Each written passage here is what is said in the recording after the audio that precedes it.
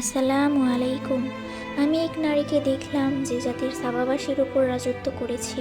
সে সব কিছুই প্রাপ্ত এবং তার আছে এক বিশাল সিংহাসন। আমি তাকে ও তার কওমকে দেখলাম তারা আল্লাহ ছাড়া সূর্যকে সিজদা করেছে। শয়তান ওদের কাছে ওদের কার্যগুলোকে শোভন করেছে এবং ওদের সৎপদ্ধতি নিবৃত্ত করেছে, ফলে ওরা সৎপথ পায়নি। এ করেছে এই জন্য যে যেন ওরা আল্লাহকে সিজদা না করে, যিনি আকাশ ও পৃথিবীর গুপ্ত বস্তুকে প্রকাশ করেন, যিনি জানেন তোমাদের ব্যক্ত ও অব্যক্ত কর্ম। আল্লাহ তিনি ব্যতীত অন্য কোনো উপাস্য নেই, তিনি মহা আরশের অধিপতি।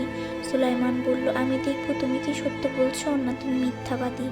তুমি আমার এই পত্র নিয়ে যাও, এই তাদের কাছে অর্পণ করো, পরে তাদের কাছ হতে সরে পড়ো এবং দেখো তারা তোমাকে কি উত্তর দেয়। সাবারানী বিলকিস বলল, হে পরিষদবর্গ, আমাকে এক সম্মানিত পত্র দেওয়া হয়েছে, ইহা সুলাইমানের কাছ হতে এবং ইহা পরম দাতা দয়ালু আল্লাহর নামে। অহমুখী বশে আমাকে অমান্য করো না এবং বশ্য